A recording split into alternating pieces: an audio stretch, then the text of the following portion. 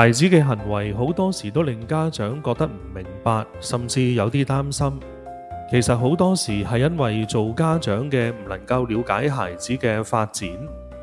結果就會唔小心跌入咗錯誤嘅期待，或者俾自己增加咗冇必要嘅壓力。有時幼兒根本未具備某啲嘅能力，但係好多新手父母都未必知。如果早啲能夠理解，就唔會俾自己同埋小朋友增添更加多唔同嘅焦慮。孩子嘅自我控制情緒能力根本不足，我哋成日都經常聽到孩子大哭大鬧嘅時候，就會忍唔住同佢講，叫佢唔好喊，或者快啲收聲，或者覺得佢哋應該自己能夠控制脾氣。但事實係，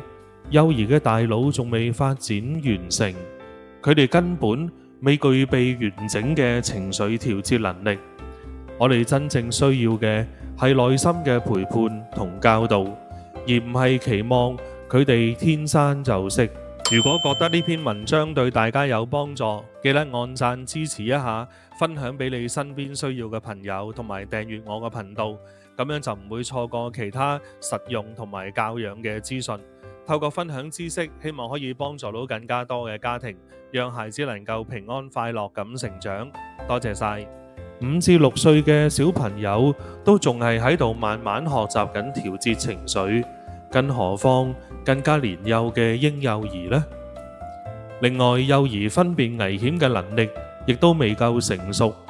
風險評估對佢哋嚟講係一個相當抽象嘅概念。好多時家長都會覺得，點解我講幾次講極佢都唔聽，佢仲要不停咁嘗試去做呢？其實呢個係因為幼兒真係未有足夠嘅能力去理解危險嘅真正意義。比起責任，家長應該多啲用簡單直接嘅語言教導孩子，例如可以嘗試用繪本幫助佢哋建立安全嘅界線。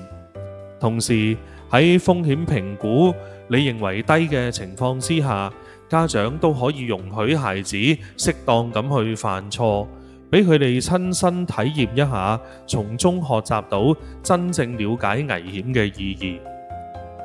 仲有一個常見嘅情況就係，家長好多時都會希望孩子可以專心，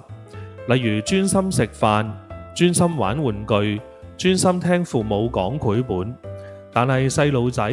食幾分鐘就會分心，或者跑落地走嚟走去，甚至乎攞本繪本俾你睇，你講唔夠2句佢就會行開。其實幼兒能夠持續專注嘅時間本身就非常之短。例如未夠1歲嘅幼兒，通常佢哋專注力只能夠維持喺1至2分鐘；2歲左右嘅幼兒大概就3至5分鐘。而3歲嘅小朋友呢，可能逐步可以增加到5至10分鐘左右。明白咗呢一點之後，家長就可以了解到點解小朋友食飯嘅時候頭幾斤佢哋會好願意合作，但係之後又好快想落地。家長可以減少對自己同小朋友不必要嘅期許同埋焦慮。過度嘅擔心同比較唔單止影響咗自己嘅情緒，仲會間接影響咗孩子嘅自信心同成長。我哋越焦慮，越想控制，參與度就越高，孩子反而越抗拒，情緒越唔穩定，令親子之間嘅關係就越緊張。另一個常見嘅誤解就係我哋好多時都會期望孩子能夠像大人咁樣理解乜嘢叫分享。好多家長見到自己嘅小朋友唔肯同人分享玩具，就會覺得自己嘅細路仔自私，或者係擔心人哋覺得我哋自己冇家教，甚至斥責佢哋唔識得照顧其他嘅小朋友，唔識得讓俾哥哥或者係妹妹。但事實上，由於踏入自主期嘅階段，幼兒喺3、4歲之前，自我中心嘅特質係非常明顯同埋正常嘅。佢哋嘅腦部暫時仲未準備好完全理解分享呢個概念。我並唔係話唔需要家長去教導小朋友，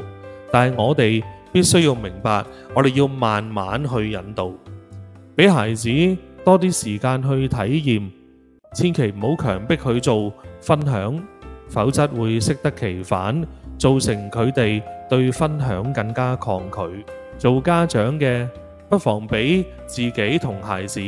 多啲耐性同空間，理解每個孩子都有自己嘅發展步伐。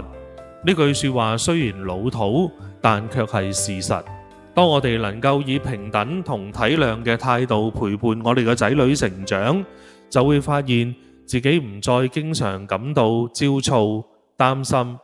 親子關係亦都會越見輕鬆同埋愉快。今日我哋就分享到呢度啊！